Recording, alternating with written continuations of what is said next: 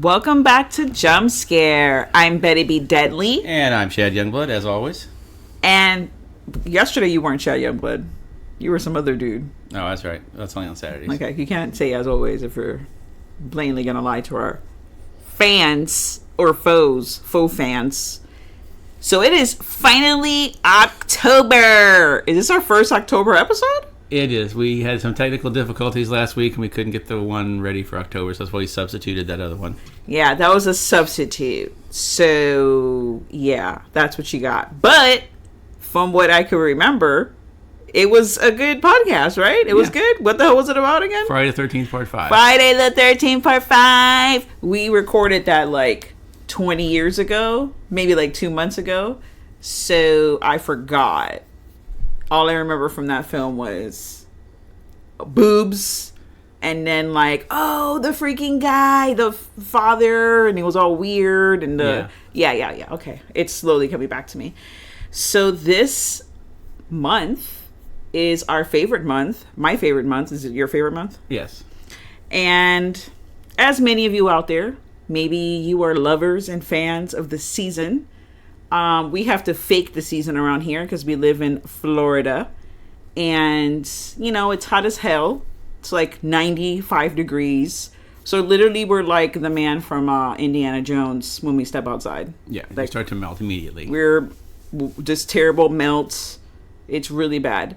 We don't get the fall leaves and all the amazing shit that I love because I grew up in that kind of, well, so did you, but I have an obsession for fall leaves and all the awesome folly stuff that, the chill in the air, all that shit. For those of you that are suffering because it is snowing where you are, I sympathize, but also I am jealous at the same time. There was nothing like that Halloween season where it was like, I've got this amazing costume. Put on your coat. Put it over the costume. But then what's the point of me going out if I can't have the costume? Put this heavy-ass coat that I got you that goes all the way down to your ankles. Put that on, please. Oh, and the hat, the gloves, a mask. Yeah. Please just go out in this. Just so like you're going to the work on the thing outpost. And if I'd known about that at the time, it would have been great. But, Yeah.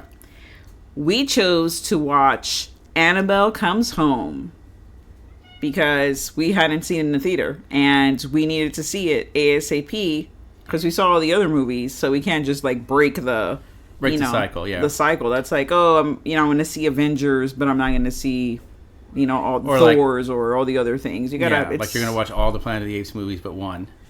Exactly. Don't do that one, especially the one where they go to New York. No, I'm talking about the new ones. Oh, the new ones. I'm sorry. I was automatically thought about the old ones. I'm talking about the new ones. Oh, okay. Annabelle Comes Home, where Annabelle is back because he said so in the fucking trailer and in the title of the movie. Yeah. And the poster says, "Possess them all." Now, I don't know if they thought they were being cute because, people really love Pokemon, but it was gotta catch them all kind of thing. Yeah, I think that's what they were trying to go for. Yeah, Annabelle, as you may or may not know, is not really a cursed doll. She's actually a doll that just happens. She's like the toy of a demon. That's how, right? Because the demon's just carrying her along doo-doo-doo-doo. Yeah, she's like a conduit that lets the demon get after other people. No, but in my mind, I see it as that's the doll. They took a demon, right? Beelzebub is just carrying her around the park, walking around, stroking her hair, and what a good dolly. Exactly. You're She's like the doll. American Girl doll, in hell. In hell, yes, exactly. She's Sally Hells-a-Lot. That's her name. Okay. Sally Spawn. Ooh, boom. Nailed it. Sally Spawn. And it's set in the 70s. Now, we kind of are going back. Technically, this is actually a sequel. It is a sequel. Not actually a sequel. Because the second film... Yeah, the first... was a prequel. Yeah, the first Annabelle appearance, of course, was in the original Conjuring. They show that scene where they take her away from the couple nurses that live together. They take her away from them, and then they kind of just put her in the shelf and forgot about her until they did the first Annabelle movie, which I don't know. That one, there was really only To me, the only good part in that was when the demon was chasing her in the elevator. Which is actually a ripoff technique of another person that made... Anyways, ... The second one, second Annabelle was done by, what is his name? Who did Lights Out? That's the guy who stole the technique from. That's what I was like. So he has this YouTube channel that was like super sought after. Like everyone loved the YouTube channel. And things that happened in that film, the Annabelle one, that one with the elevator, that actually happened in one of this guy's short stories that he had made like years before that. And then they actually got him to do the second Annabelle. Yeah, because James Wan liked his technique. So he's like, I'm going to steal your technique, but at the same time, I'll make you rich, motherfucker. So he was like, here, I'm going to help you produce this film. Yeah, and then, so the second Annabelle is actually a prequel to Annabelle and The Conjuring, because it takes place way before. And I really liked that one. There was a lot of really good, creepy scenes in it. I mean, you know, with these, they're kind of more of like mainstream horror type things. They're like made to be accessible for everyone. So there's always a little bit of a, you know, glossiness to them, that they're not as, you know, gritty and disturbing as other horror movies, but they're not necessarily bad. Yeah. This is kind of like, to me, these are movies that you show people who aren't really into horror, but you might want to drag them into it. Yes, Tabby, I hear you crying. So you show them this to kind of like ease them in gently. I mean, you don't just throw them into, you know, Texas Chainsaw Massacre right away. You got to ease them into that. Yeah, you do. And yeah, I guess it would be that this is that kind of a film.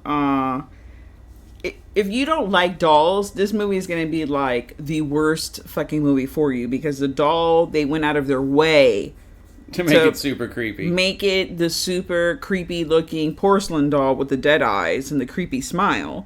Because, as you know, the original doll is actually a Raggedy Ann doll, which I find to be actually scarier than the Annabelle doll that they chose. But well, yeah, the Raggedy Ann is scarier because it just looks so plain and ordinary, and then it's doing all this evil shit. That would be even creepier to me. But of course, they weren't going to be able to get the rights to Raggedy Ann. Excuse me. Yeah, so... And Raggedy Ann was not going to be like, yes, I totally want to be in this movie about a possessed demon doll. That's where I want to, you know, market my doll to be. No. Yeah. Especially not this classic. Although they kind of may wish they had now, since it's gotten so popular. Think how the sales of those dolls would have gone up. Maybe they are up, because the true fans know that it's an actual Raggedy Ann doll. It's one of those things, one of those famous, like, missed opportunities in movies where, like, in E.T., they were like, can we use M&Ms for this? And they were like, no, we don't want to be in your stupid-ass sci-fi movie about an alien. Piss off. Hey, Reese's Pieces, can we use your candy in this? Like, yeah, sure, what do we got to lose? Nobody buys Reese's Pieces anyhow. And let me tell you that Reese's Pieces, one of my favorite candies. I'm not an M&M fan. I'm like blah about the M&M, but I am about the Reese's. David S. Sandberg is the guy that did Lights Out, and his, you know, shorts that he has on the YouTubes, and Annabelle Creation, and a whole bunch of other stuff. Dungeons and Dragons also passed on E.T. as well. They were like, no, don't use our name in it. We don't want to be associated with an alien. You know, no one wants to be associated. You know, well, I was going to talk about, like, the whole E.T. ride, like, it's the last thing in Universal, because people were talking about that there was, like, a smell in there, like a specific smell, but anyways, I digress. Okay. We'll go back to that off camera / microphone, because there was no camera. Well, Annabelle Comes Home. Yeah, so this one picks up, it starts off right after the events in The Conjuring, where it kind of recreate the scene where they take the doll home. Some creepy things happen as they're taking the doll home, and they realize, hey, this is probably needs to be locked up in a good way. Yeah, the beginning scene is them talking to the two nurses again. So it's like we're literally in The Conjuring, the beginning of The Conjuring, and then continues into this film. So they take her from there, and some creepy shit, like Chad said, happens. And, you know, I like a period piece kind of film, like especially in horror, because you're... You know, if you either live during a time or intrigued by the time, you're spending probably a lot of time looking at the set design and like the toys they have in the background and, you know, all that kind of stuff. I know that there's a toy that makes, it's called Fili Melee, that happens to be in the film as a cursed object, and they play it later on, and I'm very intrigued to see. I'm pretty sure it has to be a real game, right? Like, one would think, because let me tell you, I don't know if any of you have ever looked into the history, like full history of like old board games, or just been to a thrift store and seen some like random game from the 50s, 60s, 70s. Those games were crazy. Do you know there is a board game about learning to drive? Like, that was a board game. Yes, Fili Melee is real. It came out in 1967. We need to find this game, or we need to recreate it, because we really, I thought it was I just looked it up on Amazon. It's like, customers who viewed Fili Melee also viewed Annabelle Doll, Raggedy Ann. Wow, we are not the only people looking for this fucking game. Yeah, so it's out there. It's out there in the world. We will probably find it. I have to now make it my mission to find Fili Melee, which is the worst name for a game for children, I feel. Yeah. But anyhow, they take the doll back home, and it shows how they create the special case for Annabelle that's made of chapel glass, and that a priest comes and blesses every week. And then it flashes forward to a year later. In true horror movie fashion, the Warrens are going to go somewhere to do something, and they're going to leave their daughter with her budding psychic and ghost sensing abilities alone with the babysitter for the weekend. The babysitter is also has the plucky sidekick friend who's just going to pop over for a little while, and that this girl is going to fuck shit up just from as soon as they tell her, now we're going to leave. Don't you go in the forbidden room of fabulous objects and touch anything, and okay? She's like, me? What? No, I would never do such a thing, Mr. and Mrs. Warren. What? So, of course, what does she do? There's a sign on the door that says, don't touch anything. What does she do? She touches every fucking thing in the room. She finger fucks all the objects. She might as well just walked around with her hands like spread out, like Freddy style, with the long arms. With the long arms, just touching everything in the damn room. It was crazy. Yeah, she's fucking trying shit on. She's freaking touching everything, opening things, letting things fall out. It's just like, oh, and I looked over at Chad at one point. I was like, I'm not gonna even feel bad when this bitch dies. She needs to die just to fucking learn her lesson. Look, let's just go to the piano. Let's just play a couple of creepy little notes on the piano. Oh, let's handle the special bracelet with a, what is it that they call it? The spirit bracelet. Let's just handle that. There's no problems there. Oh, let's open the case of Annabelle and take a look at her. Even though there's a warning that says, absolutely do not fucking open this box. It says positively, do not open this box. Yeah, I feel like the only stronger wording they could have been was, bitch, you're going to die if you open this box. Yes, and I feel like that's what they should have had. And it's their own fault that the following things happen in the film. We're not going to give away too much. I don't think we should. If you want to see it, it is a fairly new film. I would definitely say that, it had some interesting types of ghosts that come up, cultural ghosts, but not done in a way that you're like gonna be like, oh, I'm so offended, at all. At least I don't think so. But there's so many different people in the world, and we all have our own ghost stories, especially, everyone has, but when you go abroad, you have your Celtic stories and so on and so forth, that there's so many ghost stories out there. So they definitely decided, we're gonna have some of those ghost stories in this film. And it's okay. I don't know, I didn't hate the film, but I didn't love the film. And I don't know what not that I didn't like about it, but I don't know what didn't make it for me. I think now, because we've been in this universe with the Warrens for so long, I just don't want to see anymore. I feel like it's been too much of it. Well, and especially with this one where it's kind of a prequel thing, there's not going to be real danger to the daughter, because The Conjuring 2 and other movies happen later on. Yeah, there's not going to be any danger to So you The know Warrens. the Warren daughter is not going to die. You're pretty sure their babysitter's not going to die because I think she was in one of the later movies, or one of the ones that earlier movies actually, but take place later on. Yeah. I think she was in that. So you knew there wasn't going to be any real danger to the characters. The only person that might have been in danger of dying was the friend that came over. And the other friend too. Yeah, those two that stopped by to visit. Those are the only two, and you knew okay, if anybody's gonna die, it's gonna be those two.